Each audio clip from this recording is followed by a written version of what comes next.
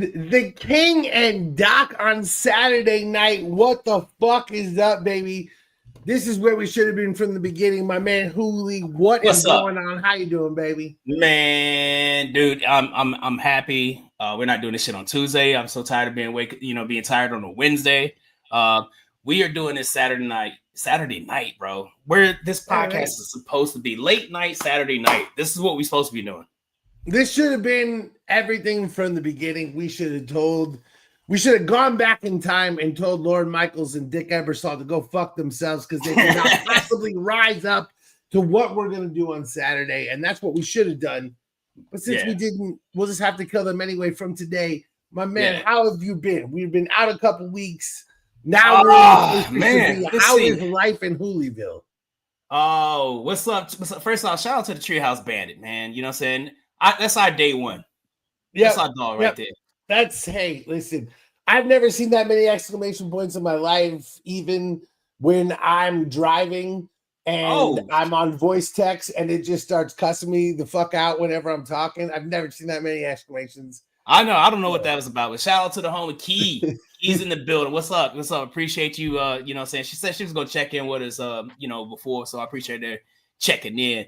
From Philadelphia, man. She stayed up late. Ooh, cross country, baby, staying up late. That's how you know we got respect. We appreciate that. That is supreme appreciation. I'm gonna do this. Thank you. Make sure, so if you're checking in right now, make sure you go to our YouTube. Before I get into how I've been, make sure you go to our YouTube and subscribe. Click that post notification, that little bell right there in the corner that lets you know when King and Doc drop new videos or whatever. I don't know. We might do some new stuff. We might do some other stuff and put a post up. You never know. But stay tuned because Saturday nights, 11 p.m. Pacific time. This is where you can find us here on YouTube. And shout out to the Elite Sports and Entertainment Network. For sure. As always, the Elite Sports and Entertainment Network allowing us to challenge Saturday Night Live on the SNL finale night. This is the thing, man. SNL going off air tonight. So right now, they are currently airing something that has like millions of viewers while we are in here with 10 million viewers. So many more viewers than Saturday Night Live. They can't even challenge us. That's why we're here. We're here to overtake. What's up? Hey, shout out to the homie Glenn. Glenn Richardson is in the building. You know what I'm saying? Hey, yeah, fuck Juan Soto. You right. Yeah. 100% Glenn. Listen. I'm the one that came on here. Let's be real about that. I'm the one that came on here and said Juan Soto was going to power the Mets to a new level. And we got to be real. That's not happening right now. My predictions are terrible. I'm going to own my predictions when they're terrible. Oh, my game 6 prediction terrible. Just stop. Hey, my suggestion for you, bro, will be just stop talking New York sports. It's like clearly. hey, Pacers in 4, baby. Pacers in 4. And no, man, no sir. We getting that minute. I've been good, bro. I've been good. You know what I'm saying? My kids just wrapped up their T-ball season, their first T-ball season. This today was the last game. Tomorrow we have the opening day. I'm sorry, they had the closing ceremonies and stuff like that. But I have officially, joined the coaching staff for next season. So I'll be coaching my. Then we'll be, it'll still be 5, my 5-year-old, some, baseball skills. So very excited about that. What's going on with you, bro? To change this to the Coach and Doc podcast. Because I know, right? I know. I might drop King and become the Coach and Doc. I don't know. We don't know. Yeah. Hey, I am with that. I trust Coach King Hulie that you are going to coach that team to some fucking wins. I've seen all of your softball posts on Instagram. I know that you know what's up, maybe. Yes. I am with that. Let's go. What about you? What's going on with you, man? Man, I am living. As you know, I've been working on the 10-hour episode. And of course, I am 2 weeks late, which is what I do. I am late for every single thing that has ever been done. It'll be done. It's been worked on. It's happening. And it'll happen when it happens because here's the thing about being fashionably late. You don't actually know when that is. And you might show up too late. American Pie style, but then you'll realize no one knows what that reference means, and it's okay. So, man, I am fucking ready. Let's do this thing. Let's do this show, man. Let's do this thing. We got topics today because We're gonna blow through stuff. I am so excited to actually go through things. I am excited to fire takes. Okay. I'm pretty sure you're I know you're gonna have a lot of hot takes. I know you're gonna have a lot of hot takes. Let's start with this one though, because like you posted this video, like I laughed about it, and I even like did a stitch on TikTok. If you follow us on TikTok, just go to my last TikTok, one of my last TikToks, and it's kind of where this guy, he was I guess I don't know, you got beside yourself. Beside myself is what it is, in New York, Game 6. You're tragically wrong, so it's gonna set up this the Eastern Conference Finals. It's a throwback. It's a throwback. We're not getting what we had last year. We're getting what we had back in 1994. The Indiana Pacers and the New York Knicks. Talk to me, dog. What do you feel about, you know what I'm saying? Like just this matchup, period. This is going to be one of the greatest series that we've ever seen. This is two of the elite point guards of the game, and they play completely different. Jalen Brunson is a scoring point guard in the way that we've seen, dudes like a Penny Hardaway or a dude like a Russell Westbrook. Not exactly they obviously don't play the same way, but the point I'm making is scoring first. Then you've got Tyrese Halliburton. This is a Steve Nash dude who's going to pass the ball first, who's going to look to facilitate everyone else first. And you might say, Halliburton doesn't play like Nash. Fine. Darius Garland plays like Nash. The point I'm making, you got to score first dude. You got to pass first dude. You got deep motherfucking teams. These are two of the deeper teams of the playoffs. And the thing is that you might say, the Knicks are not deep. I beg to differ. Look at what we've seen in these playoffs. Miles McBride coming off the bench to throw down absolutely fucking vicious dunks. From the Pacers side, Andrew Nembhard, a dude who came on as a role player, absolutely balling. Aaron Nesmith, absolutely balling.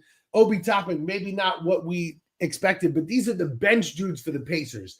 I can sit here and talk for minutes about the bench guys for each teams. It would be a crime if this is not a 7-game series.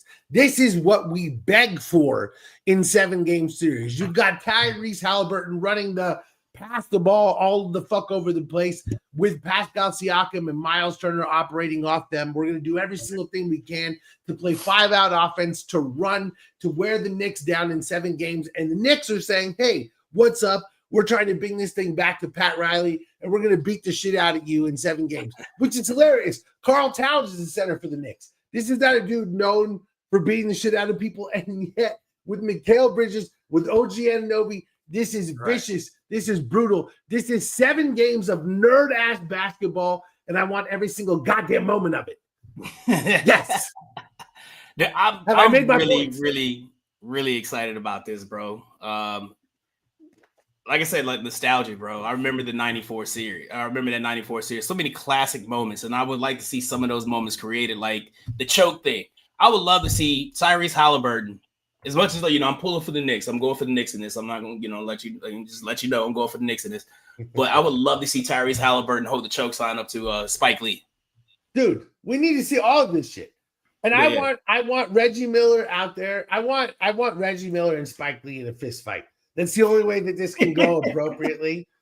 Reggie Miller this is the last series for TNT, dude. Mm-hmm. This is the last series TNT is ever going to do of basketball. And the most appropriate series to be the final series for TNT is Knicks Pacers. This is perfect. Reggie Miller is going to be on every single one of these games talking about how the Pacers should be winning all of these games. And Stephen A. Smith is then going to go on television every single day and talk about how Reggie Miller is a fucking disgrace. It's going to be incredible. This is what we need. We have needed this forever. This is basketball, dude. You and I grew up with hatred. Yeah. Basketball is hatred, and I want to see more of this shit. That's exactly what. You know what? A lot of people don't, I've been saying this probably for the past couple seasons, whatever. Anytime the Knicks are in the playoffs, the NBA is better. Yep. And I'm not even like a real deal like New York Knicks fan, but I do notice because of the atmosphere the crowd brings. Did you see, you know what I'm saying, people in New York going crazy last night? Every single NBA player will say the place they want to play above everywhere else is Madison Square Garden. Yeah. Every single NBA player for that reason. I would hate to play for the Knicks for that reason. Yeah, hey, listen. Everybody's coming there to bust your head. It could be the Hawks, anybody from the Hawks to the fucking Lakers to the fucking Trailblazers. Everybody that comes to that, you know, say because it's the Mecca. New York is the Mecca of basketball. Madison Square Garden is the Mecca of the Mecca. And it doesn't matter if the Knicks suck because of whatever, because of James Dolan. They don't suck anymore. I'm just saying that all these years, that shit doesn't matter. Everyone wants to play at Madison Square Garden. It's the place to play. And the NBA is a million times better when the Knicks are good. I will stand by that always. Absolutely. Always. Yeah. It's just better. It's just better basketball, better everything. You know what I'm saying? Let me throw a hot take at you. I'm going to throw a hot take at you. The Knicks being popular are more important to the success of the NBA than the Lakers being popular. Ooh. The Lakers being popular is whatever. Ooh. It's a granted. It's a given. No one gives a shit. The years that the Knicks matter, basketball is so significantly better that it changes it in a way that it can't be measured. The Knicks being good for basketball is more important than the Lakers. I stand by that. Hey, I agree with you. And I hate the Knicks, so fuck the Knicks. I mean, you know what I'm saying? I'm not a huge Knicks fan at all. You know what I mean? But because of the history with the Lakers, I guess, and LeBron being there, that's why I guess they're talking about the Lakers a lot more. I would agree. That's the thing is everyone was dogging me because I made that post. I picked the Celtics, and everyone's like, "Ha ha!" I'm like, "Yo, I fucking hate the Celtics. They beat the Suns in the '76 finals. Like, fuck the Celtics. I don't care. I just was making a bet. I don't give a shit. I lost $25. I didn't give a. Anyway, let's go. What do you think? You didn't even tell me. Knicks. This is one of the greatest. We agree, one of the great all time. But what's going to happen? Man, you know what? Because I got to talk about this on Monday on Truth Be Told. I kind of want to keep it, you know what I'm saying? I want to keep it the same. Yep. I'm respect that. I'm calling Pacers in 4. I'm saying Knicks in 6. Okay. Yeah. All right. Yeah, I'm going to stick to that. Knicks in 6. Hopefully I remember what I said on Monday when we record Truth Be Told. There's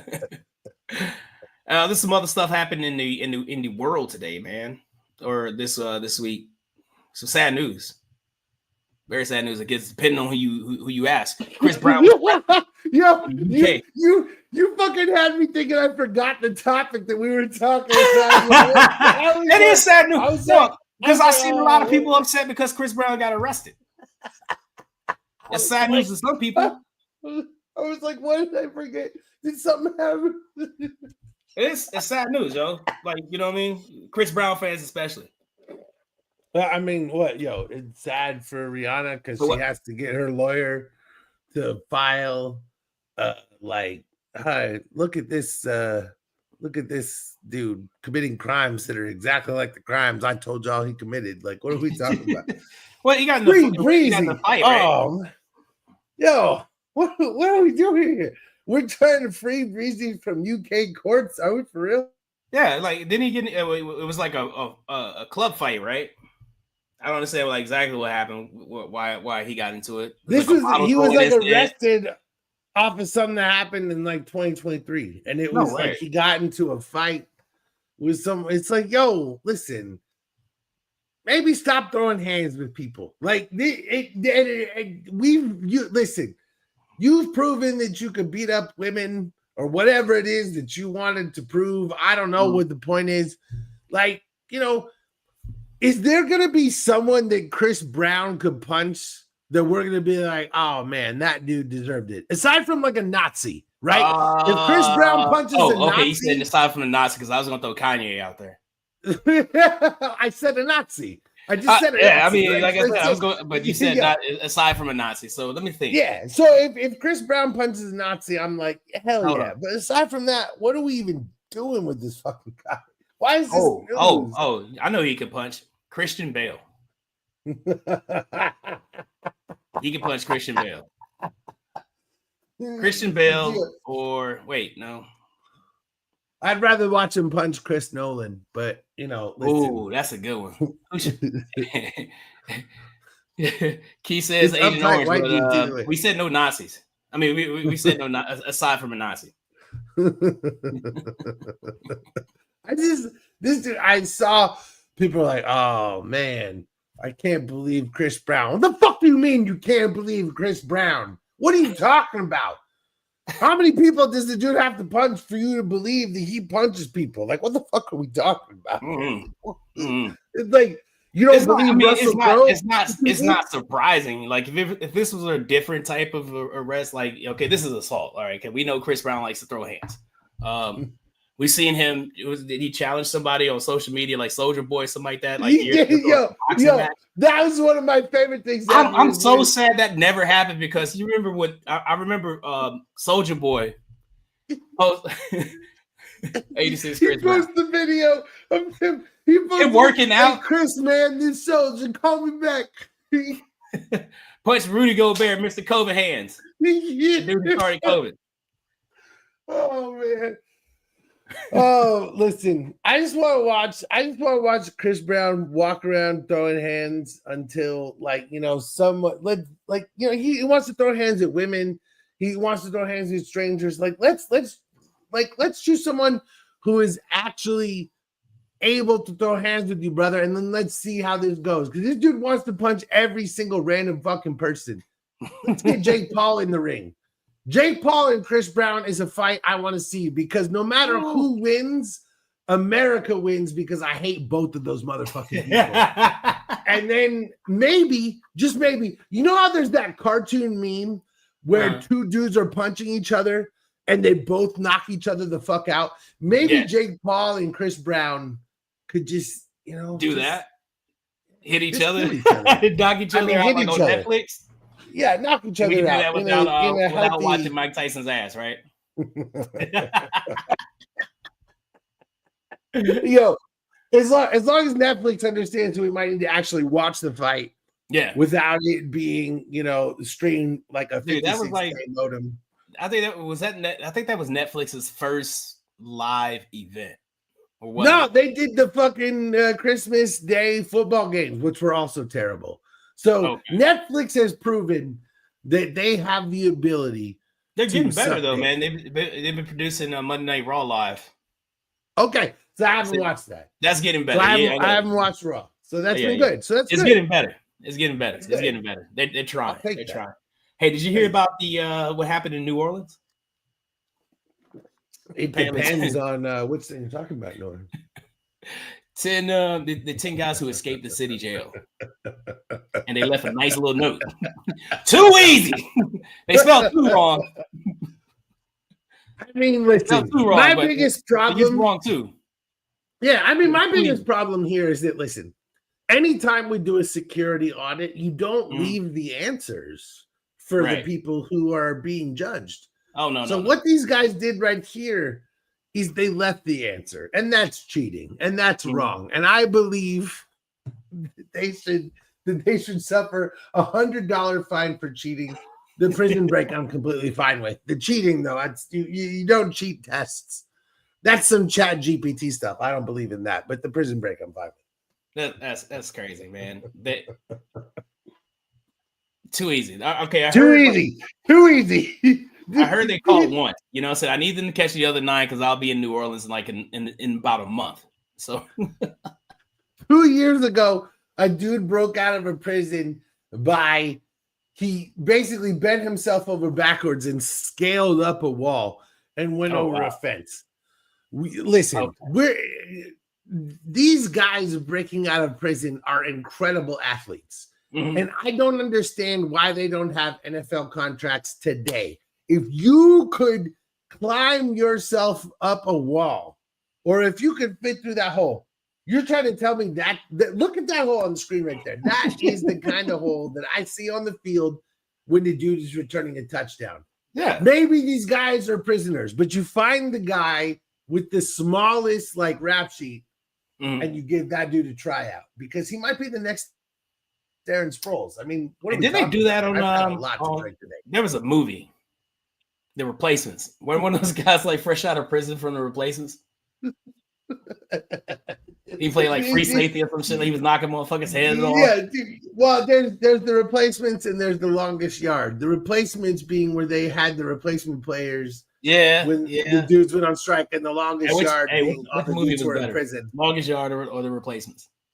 Which one's better? Yeah. Well, The Replacements had Keanu Reeves and Gene Hackman, so that's not the question.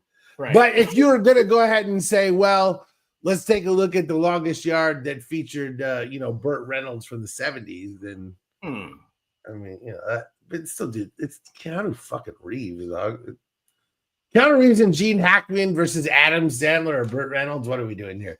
I understand that that's like a white Mount Rushmore sort of thing of like a boring whatever, but we're not even trying to talk about that, So wait. Keanu Reeves, Gene Hackman. Well, listen, Keanu Reeves is on the Mount Rushmore of awesome white people. Yeah, and so is Gene Hackman. Adam Sandler is he? Yeah, absolutely. Okay. All right. Cool. Maybe that's just because I get fucking tired of being compared to Adam Sandler in my TikTok mentions. I'm like, listen. Oh wow. I gotta go see those. I gotta go read those mentions. It's too often. And I'm not even mad about it. It doesn't make me angry. I just don't understand. I'm so much fatter than Adam Sandler. I don't understand the comparison. Is Adam Sandler way fatter than I realize? I don't know. Could I have been a movie star because I am fat like Adam Sandler and I don't understand what's going on? That's my confusion here. I don't understand the comparison because I'm much fatter than Adam. And I'm not even mad about it. I just feel like Artie Lang. I don't know, bro. You kind of have Adam Sandler vibe. You kind of have Adam. That's fair. That's you know what? I'm gonna give you that. That's fair. At a medium pace, I have an Adam Sandler vibe. A little bit. Hey, we got a new pope. Were you excited about that? Pope. I was so excited about a new pope. Was it Leo the Sixth? Something. In the words of Jim Gaffigan, Protestants are scared of this new pope. Fresh out of Chicago, we got CM Pope, baby. I do think an American Pope, right? But he's also I heard he had like a dual citizenship with Peru. I can't think of anything that angers the world more than the phrase "the new American Pope." Like that just seems like something that would make everyone so mad. And of course, the first American Pope comes when Donald Trump is president. Right? Of course. Mm-hmm. I don't even know what to say to that shit, dude. Like, of course it comes. Like, his people would make it believe like he did that. Like it was some divine intervention, if you will. That's true. We have an American Pope because the world fears Donald Trump. But you know what? Does this mean that we missed out on a black pope when Barack Obama was president? Damn. Because that might have been something. The black pope, I understand that feels like an HBO show, but it'd have been cooler if he became the pope during Barack Obama, because it's a pope from Chicago, a president from Chicago. You know what I'm saying? Oh yeah, like a whole Chicago alliance between the United States and the Pope. What could the world even do? Nothing. I think they would have to definitely what do you call free Al Capone? Yeah, we got free, and then and of course, say forgive him before of his sins. Saint Al Capone has been welcomed into the Catholic Church. That's also followed by Saint Mike Ditka and Saint Michael Jordan and Saint Ryan Sandberg.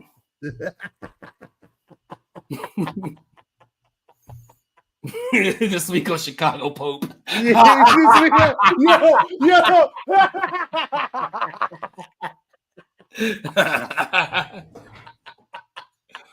the only thing I don't want him to do, bro, like is, you know what I'm saying, you know what they're famous for. You know what I'm saying? Not that not so great thing. We don't need listen. We don't need you to, you know what I'm saying? We don't need him to diddle anybody, because then he comes like, synonymous with another Chicago person. Listen, we need a good old-fashioned American who has sex with a 25-year-old girl. That's what an American does. And that 25-year-old girl will be married to another guy, and they'll have like 3 kids, and they'll be like a good family. But the point will be, it's American values.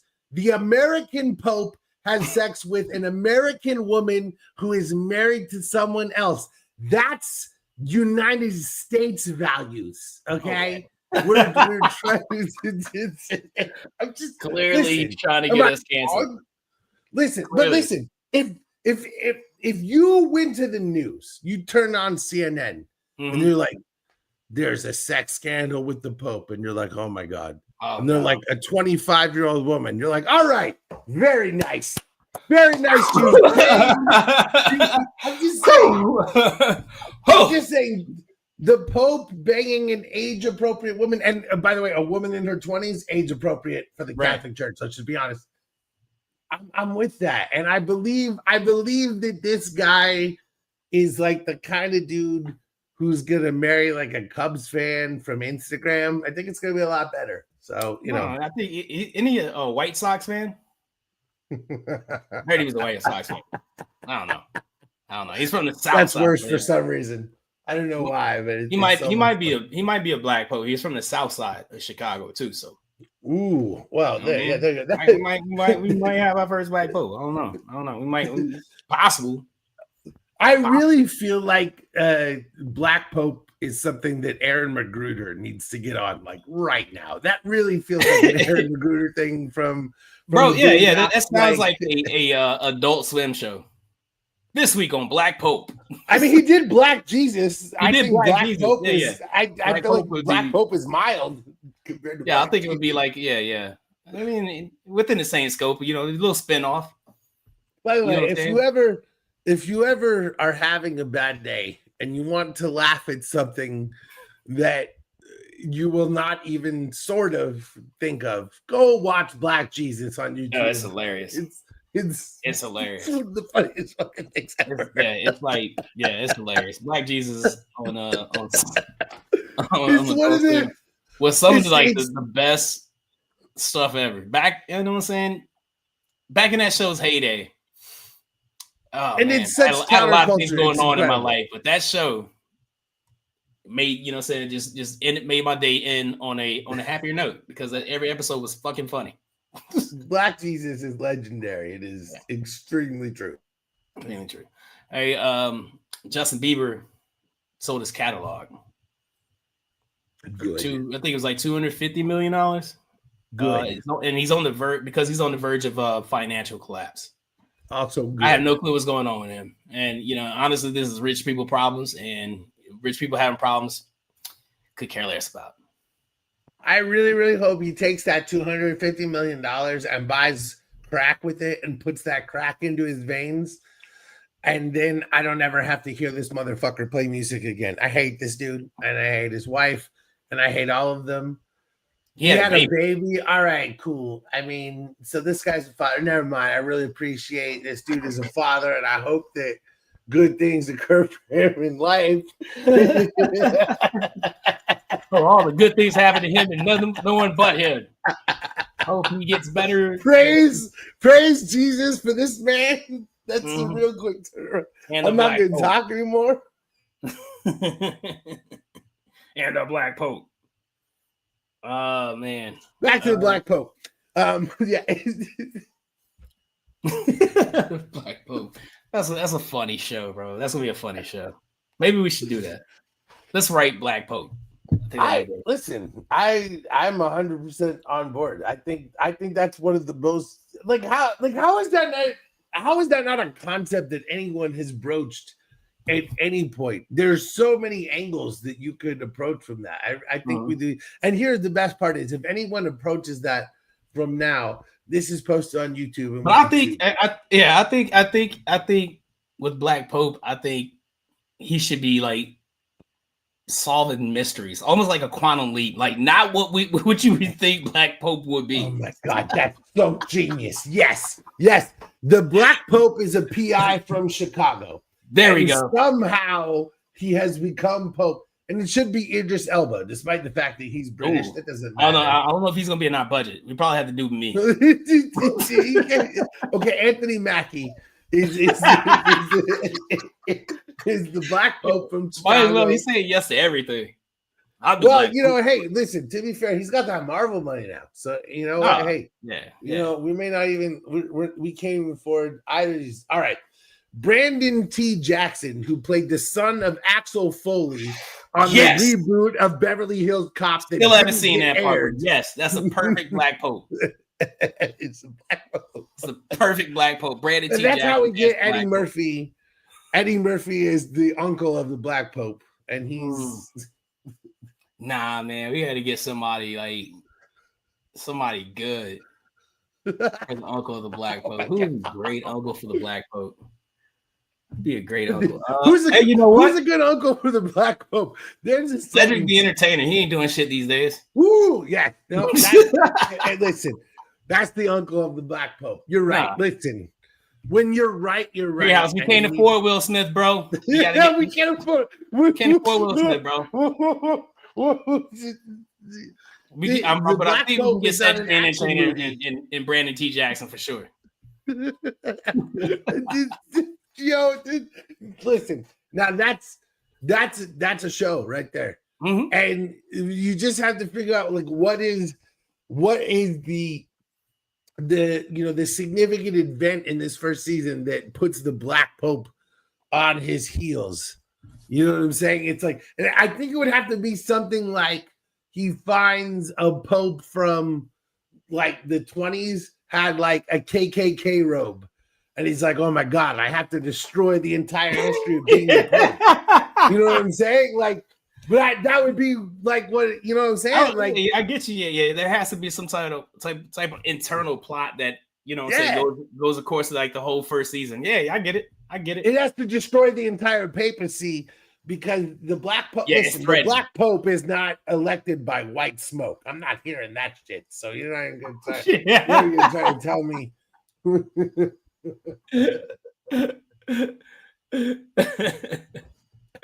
All right. Hey, someone brought up Agent Orange earlier. He accepted a plane from Qatar.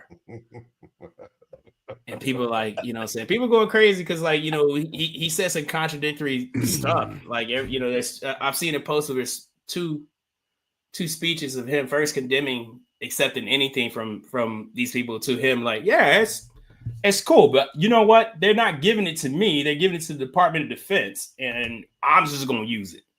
We're going to keep it at my house.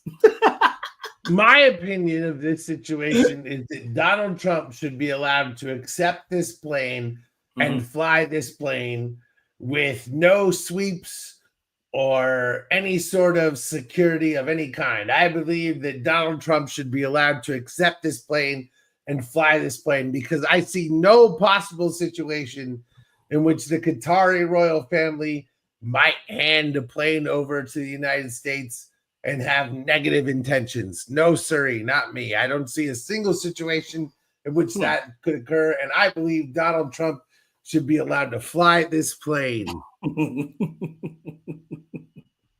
I'm on board. On board. Consider me MAGA. Make America great again. Listen. I've been an American citizen for 40 years. And what I know about being an American is that America is at its best when our president is flying on Qatari planes. That's what I know. That's what I know about America.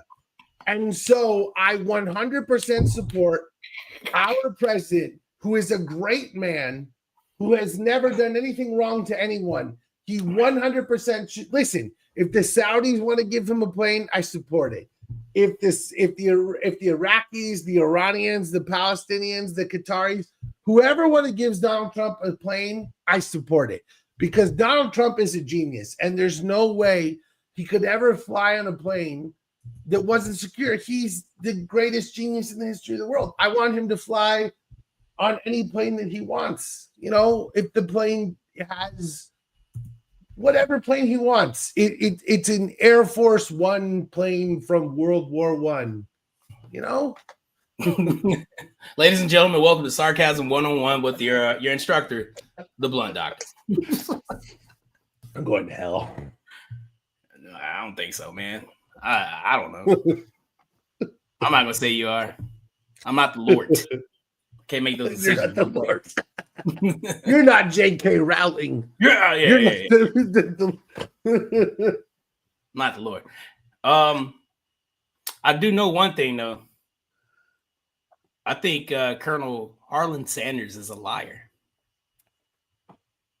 Saw Reddit. I came across a Reddit post and someone had leaked the 11 herbs and spices for KFC. And here's why I think Colonel Harlan Sanders, I don't know, should he rest in peace if he's lying?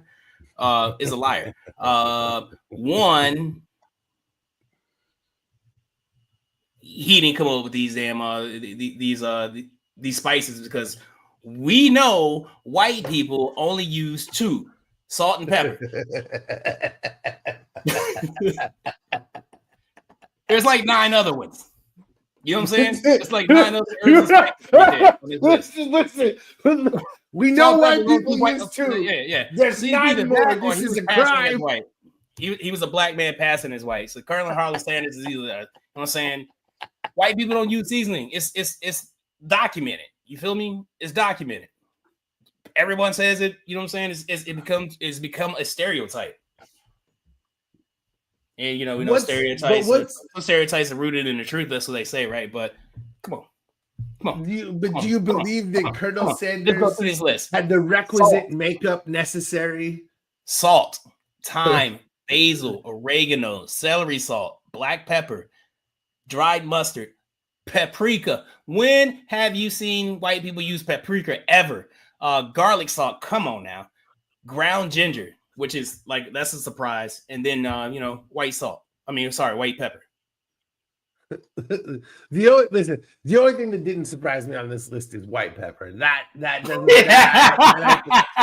Of course, Colonel Sanders used white pepper. All pepper matters. Okay. All pepper matters. You know what I'm saying? Yeah. Don't believe it, man. Don't believe it. Listen, celery salt and dried mustard, that shit's the key to anything, though. I'm all about that.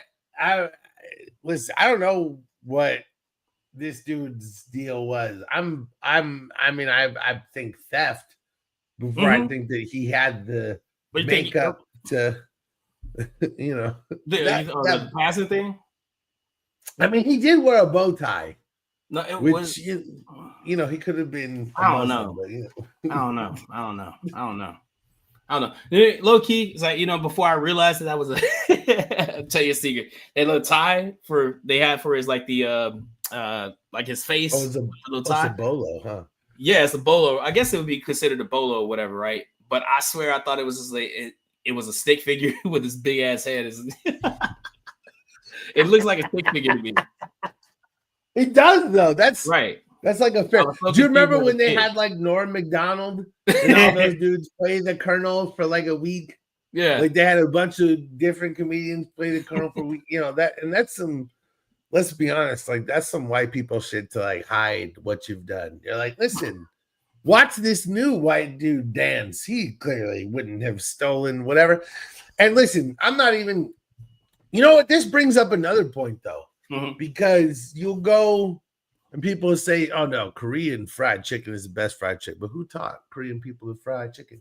Black people during the Korean War, baby. True story. So whoever the Colonel got his fried chicken from, it wasn't him. You know what I'm saying? He stole that shit. Like, I think he was from Kentucky. I think he probably. I don't know how do you. How? Oh yeah. I think he just like stole that recipe for real. He's looking at that shit like, let me bring that back up. He's looking at that. I think that there's definitely and I'm gonna try to do like what I felt like he probably sounded like. I declare, what is time? Celery salt. Listen, what is paprika? There's definitely stuff that white people invented. But it's like.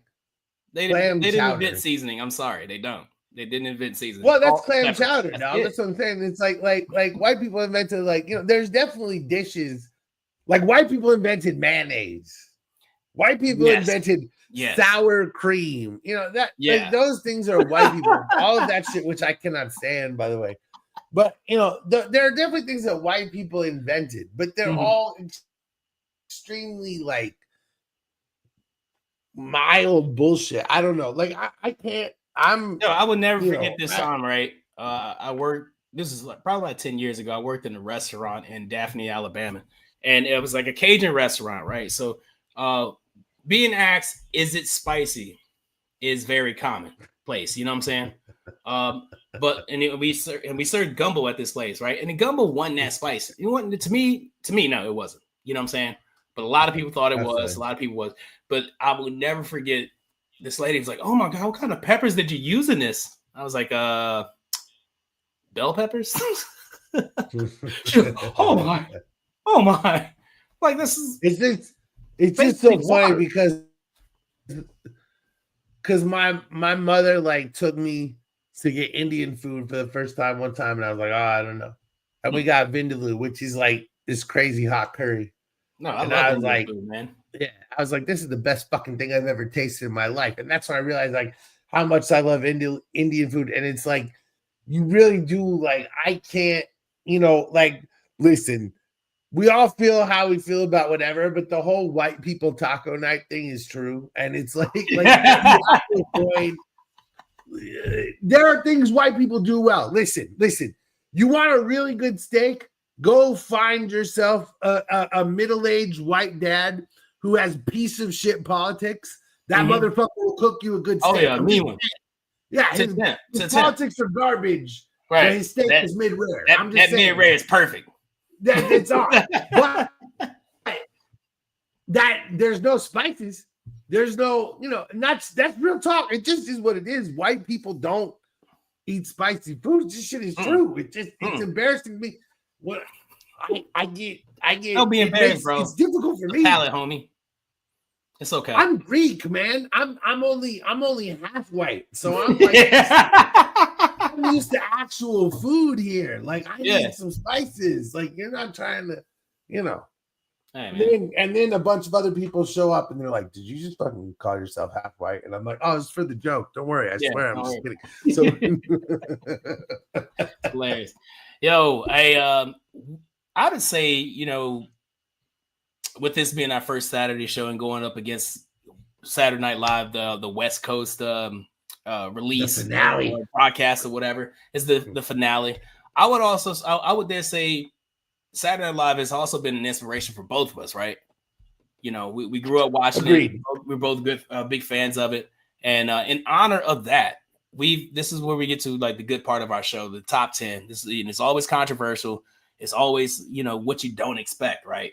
And in honor of Saturday Night Live, in honor of this first King and Doc being on Saturday night, late night, our top 10 is the top 10 Saturday night cast members from 2015 through 2025, like, you know, current or whatever, right? I fucking love this. Well, I fucking love this. There's so many people, and like we did this list. There's some people who didn't make it. Like, man, it's what's the guy that plays Eric Jr.? Oh no, not Eric. Eric Trump. He's hilarious. Yeah, dude. And there's Beck Bennett. There's Beck Bennett. There's Melissa Villaseñor. There's a million people that didn't make. It's not even. This is one of those things where it's like you're splitting hairs among people you love. Right. And, you know, it just is what it is. Like, this is almost one of those things, especially a list like this, we're picking our favorites more than anything else because there's less, like, objectionable. It's not like when we did music where it's like, oh, you could look at record sales or whatever. You know what I'm saying? Like, right. This is a real opinion shit. This is a real, very opinionated. But here's our top 10. So at number 10, I selected Hottie Gardner for a couple of reasons. First off, she's very funny. Like, when she gets into different characters, she get deep into those different characters. If there's like some physical comedy, she has it. She has a total package. So I picked Hottie Gardner number 10. And, you know, the biggest thing about her is she's been in the middle of some of like over the last 3 seasons, like some like she was you know, the Beavis and Butthead one. Oh my goodness. Yeah. Watching her break door that was hilarious. And then there was also the one with her and I can't remember the actor. They were like their bank rob. It was a bank robbery sketch, and she kept like anytime the bank robbers came in, she kept being like, "I know what happens to a chick like me," and like referencing porn. And it just, I can't remember who the other dude was with her, but it was fucking hilarious. She's funny as hell. She's funny as hell, man. Very good. Her facial expressions, like just like her physical comedy is top tier. Yes, she sells it out every single time.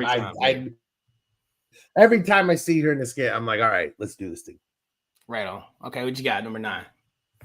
Number 9, this dude, a little bit more for writing, a little bit less for on screen, and only maybe for his, occasional weekend update mentions, as my son likes to scream and join us right now. But it's Pete Davidson. And the thing about Pete Davidson is, again, he wasn't in that many sketches. He's a little bit more of a peripheral dude. But when they would bring him, I hate the weekend update features. I find those annoying. But Pete Davidson's features, when they would bring him on to talk about whatever, were fucking legendary. Like living with his mom? When he talked about when he talked about his mom, when he talked about Kanye, when he talked about Ariana Grande, he talked about so many things that so many other people would be terrified to talk about publicly because he was being lambasted for it in the media. I will always respect Pete Davidson for just putting his fucking life out there. Even he went through a public suicide attempt and then went back on SNL 2 weeks later. And talking about I should be laughing at that. I'm just saying the motherfucker, he just went for it. I respect it. I respect it. So. Oh yeah, 100%, man. Pete Davidson is up there. He's one of my favorite cast members of all time. There, I think he's a guy who he's great for that show because he's not the average. He's not the typical comedian you see there.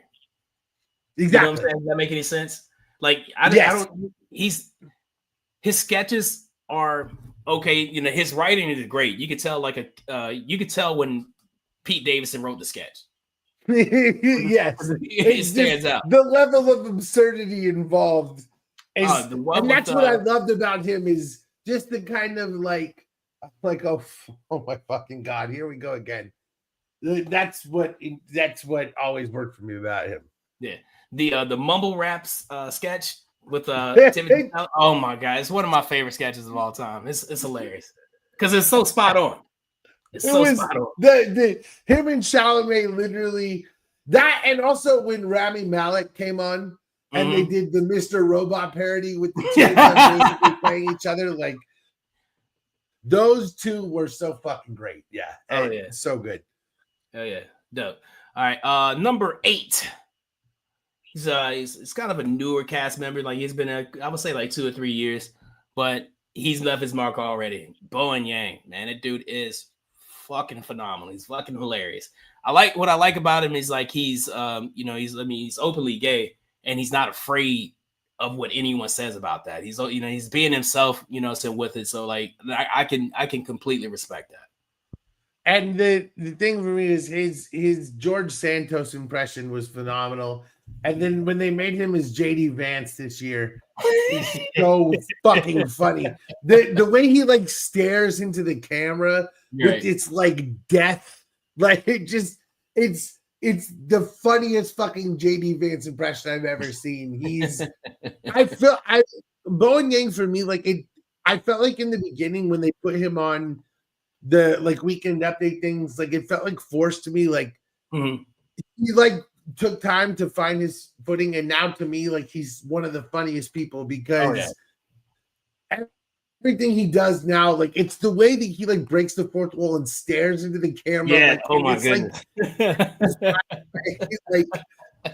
I just feel like they were using him wrong originally. I felt like they had him in sort of a peripheral role, and he needed to be someone who's at the forefront. And now they see that, Oh yeah.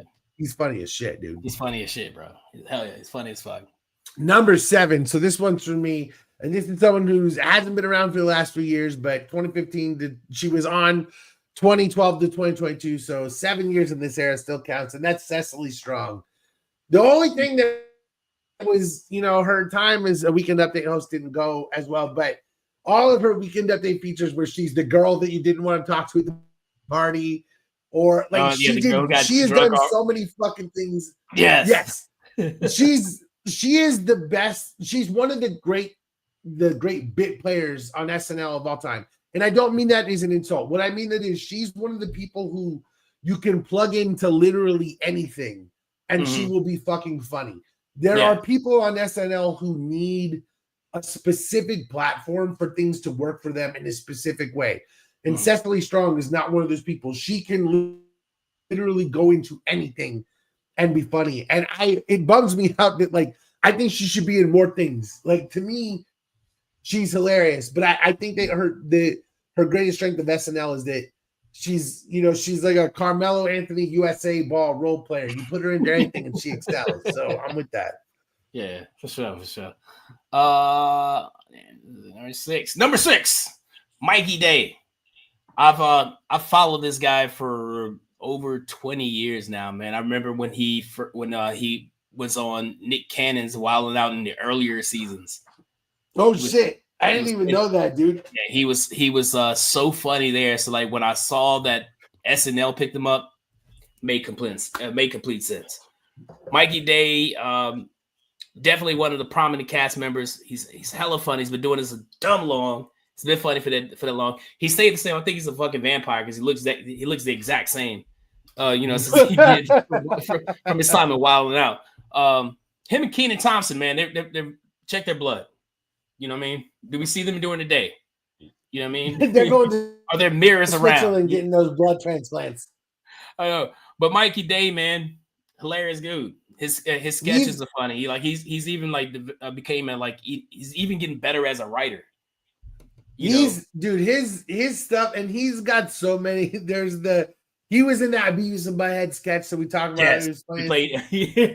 And then there's one a few years ago when Kristen Stewart was on, and she played this crazy chick, and she like shaved her head and all these things, and he plays like a camp counselor, and he's like freaked out by her, and he keeps being like, "You can pop that beanie back on anytime." Like he has these little moments where. Dude, I love Mikey Day. I agree. Like, I think he is someone who is, again, like with Heidi Gardner, I feel like the two of them are underrated for what they bring because they kind of, sort of plug in perfectly. This dude's funny as hell. Like, I agree completely, man. All right. You got number 5. Number 5. So this one, I think that we discussed the whole situation about should he be paired with someone else? Should he be alone? But number 5 for me is Colin Jost. And the thing is that, listen, Colin Jost, has he done a ton of sketches? No. He's been on Weekend Update. He's been a head writer with Michael Che. But this dude has had to endure. The jokes that Che writes about his wife. And all that makes it Colin Jost about his wife. Like that shit is funny.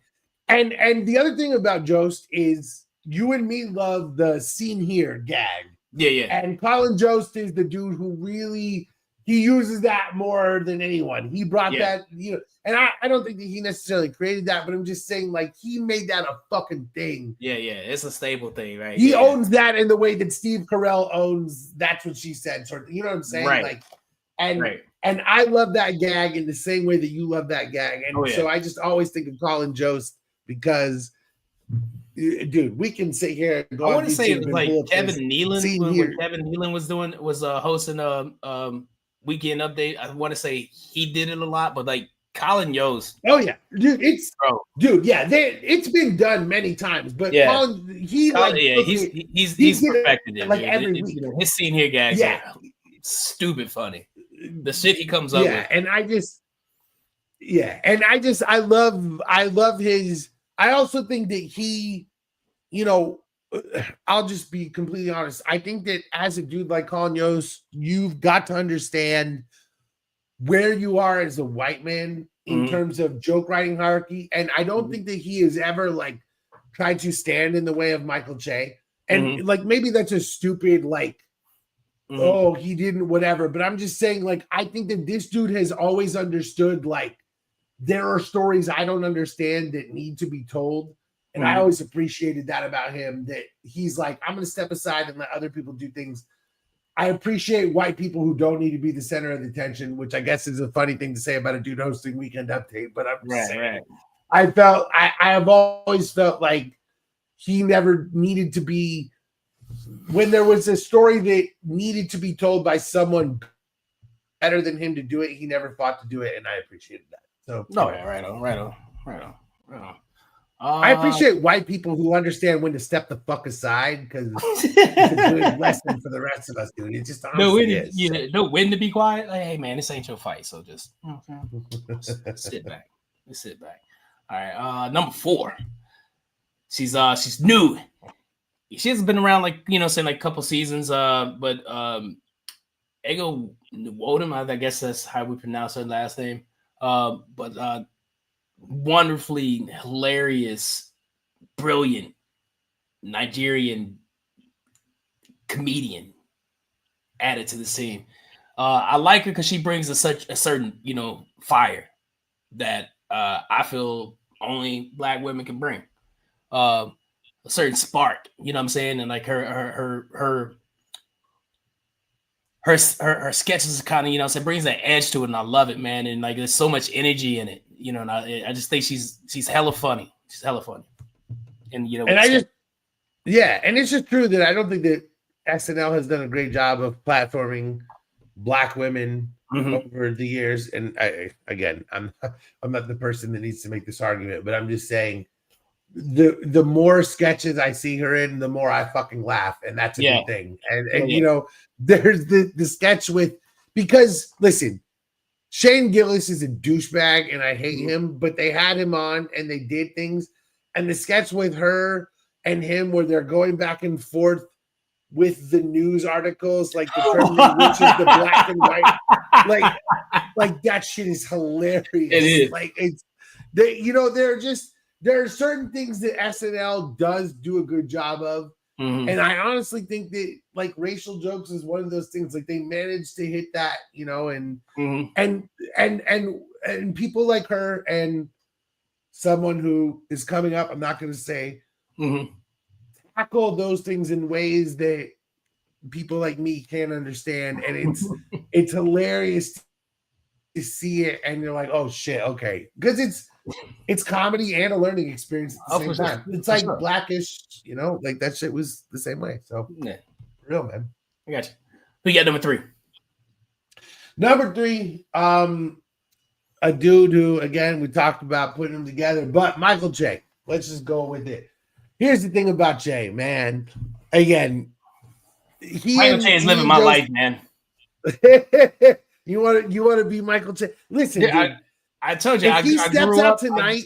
I grew up wanting to be on, on Saturday Night Live. I grew up wanting to do Saturday Night Live for the specific reason of being the host of Weekend Update. That was my goal. If he retires tonight, we're starting a campaign. Hulie for Saturday Night Live. Do a GoFundMe or Hulie something for Weekend Update. Yes, I need to be on Weekend Update. Even if it's like for a gag, I'll be happy. I'll be so happy.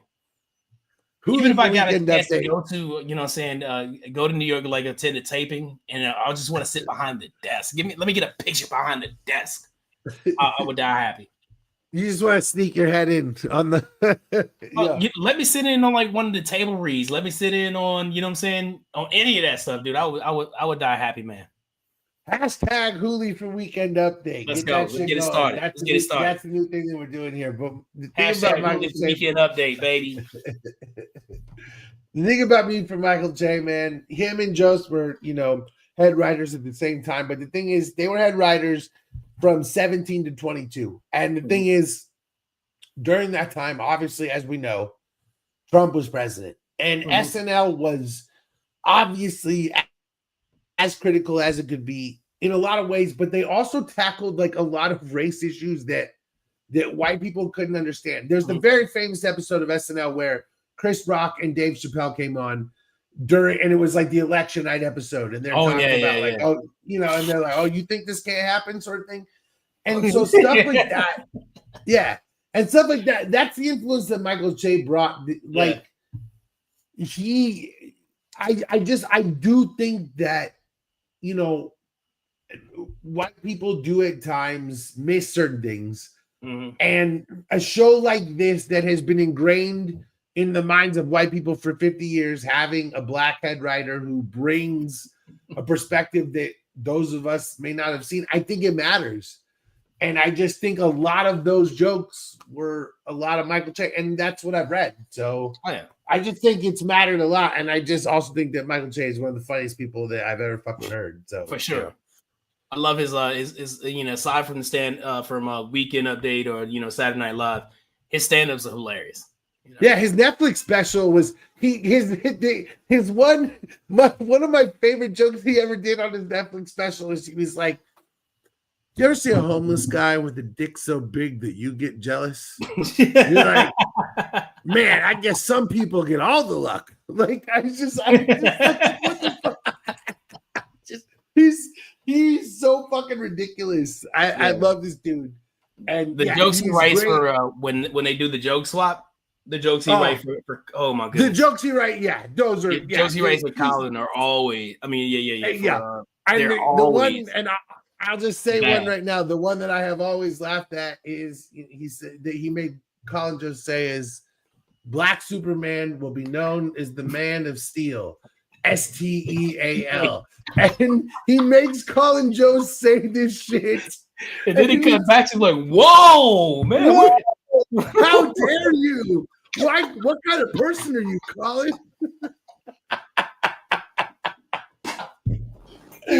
Oh man! Number two, number three, Michael Che. Number two, hey man, legend in the game. Got to give it to Leslie Jones, bro. 2 reasons. Electric. Every sketch she's in is fucking hilarious. There's so much energy in it. You know, she brought a lot of energy to the sketches. She brought them alive.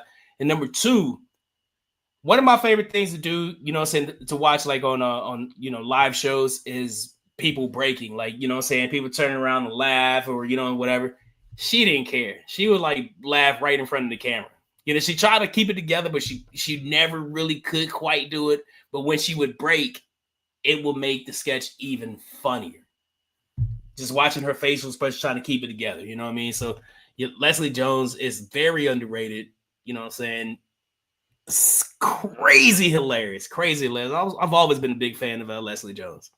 Scared the shit out of me, but I'm a big fan of her. Her energy, dude, you're so right, and is so next level. There's the one I was telling you about pre-show, the Larry David episode where it's the FBI simulator, and they have her playing a fake like a wax criminal statue, and she's like, "I'm high on bath salts," and she's holding crazy. And then there's also the one where they did it was an opening skit where like some dude's super ugly and his wife is super hot, and they're trying to figure out like how he could be with her. That's a joke. She's like, "All right, she's like, she's the sports person. She's like, "Yeah, the Colts are playing the Broncos. I've got 2 theories. All right, either this dude is rich as hell or he's packing a huge, and her like the way they cut her and she like owned it. She's like, "All right, motherfuckers, I got 2 theories." Like she is one of those people who could own the scene with 2 lines. Mm-hmm. And her time on SNL was not as long on other people, and yet she's still like one of the people who is most memorable despite having such a short run. Like, right. I agree with you wholeheartedly. And we haven't even talked about the whole Olympics thing, which I know wasn't Saturday Night Live, but when she was like live tweeting the Olympics and then went into it on Weekend Update. And I mean, she is a funny fucking person. She's hilarious. There are just some people who are funny. Mm-hmm. And she's one. Yeah. Yeah. And it's amazing how there are the thing about SNL to me is you just find people who can in the moment make comments that like make you fucking cry Yeah. That level of ability to improvise is amazing. So yeah, okay. And she's one of the best at that. So right. Number one. It's gotta be. There was only one option, and there was only one choice, and it wasn't even a question between the two of us. We didn't have to go back and forth. My man Keenan. And here's the thing. Keenan Thompson.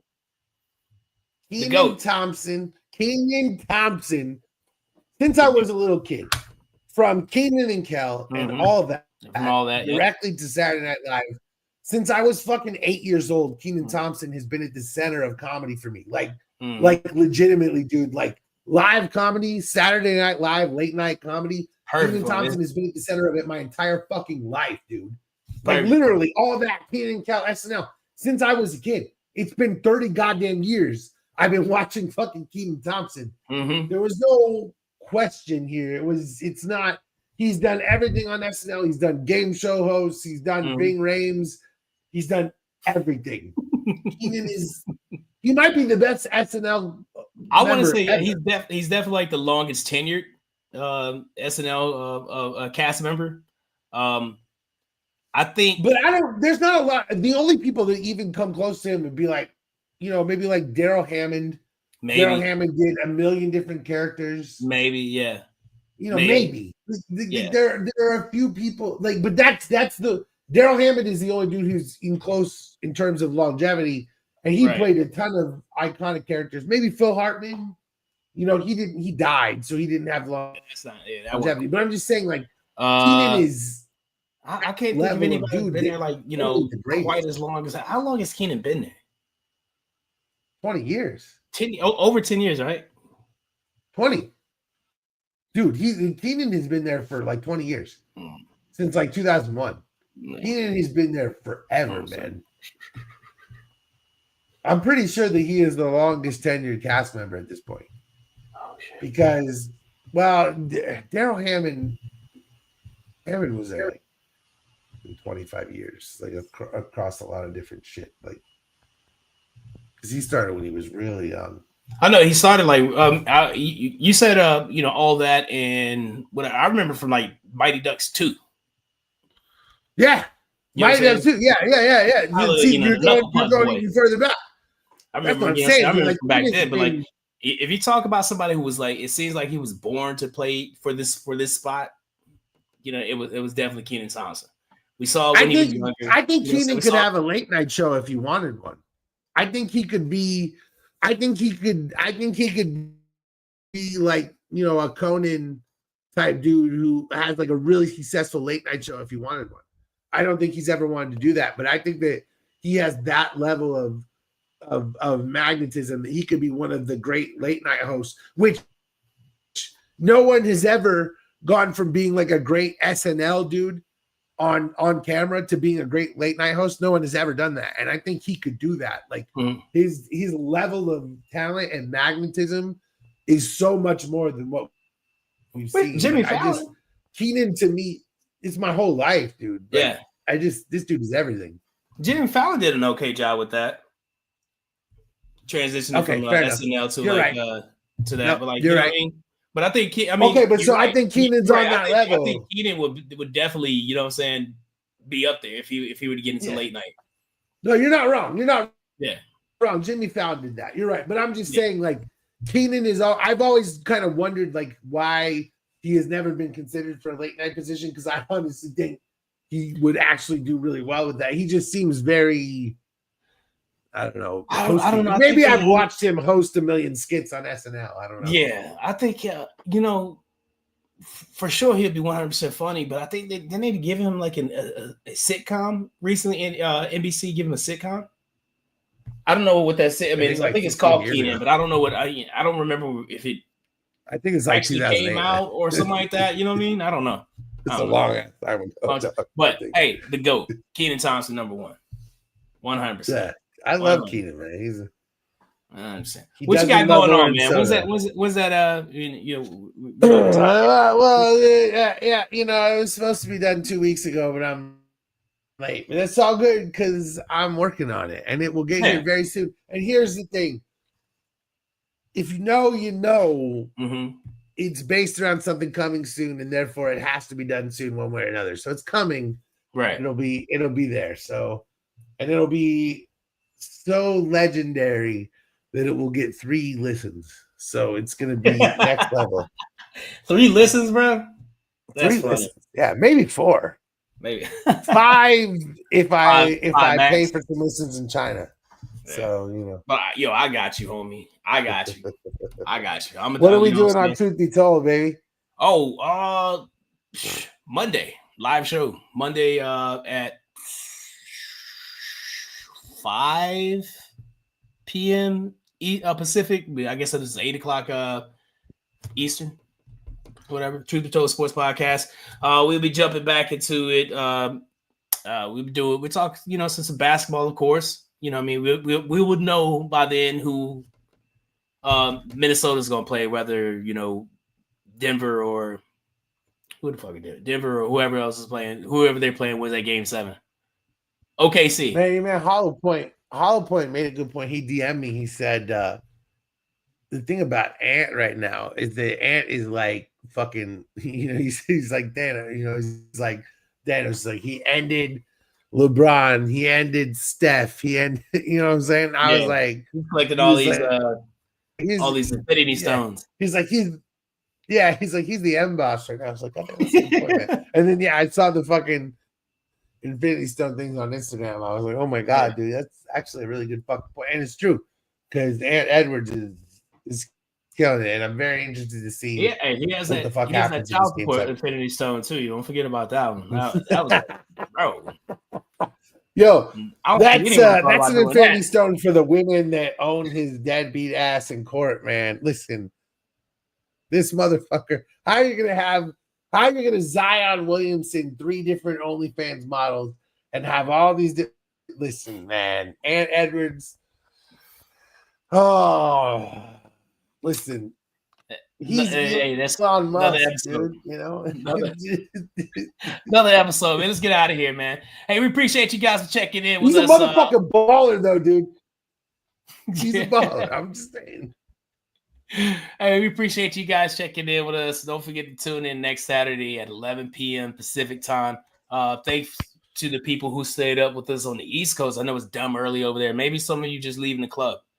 I think that's probably what happened. You know what I'm saying? So maybe some people just left the club. You know what I'm saying? And they chimed in. So really appreciate you guys doing that. Get this shit airing in like strip clubs on the East Coast. I think that's what we need to do. Bro, that would be strip clubs. Like, hey, can you play the sound? I don't know. I don't know. It'd be interesting to see somebody clapping their ass to my voice. T-Pain puts on fucking Adult Swim when he's in the strip clubs. I feel like they can't podcast. All right. I think they can play us in the background, one of the little TVs. But make sure you tune in next week. Doctor, you got anything else? Peace, motherfuckers. Peace. See you guys. Oh, Nuggets. I want the Thunder to lose. That's what I got. You want Thunder to lose? Yeah, me too.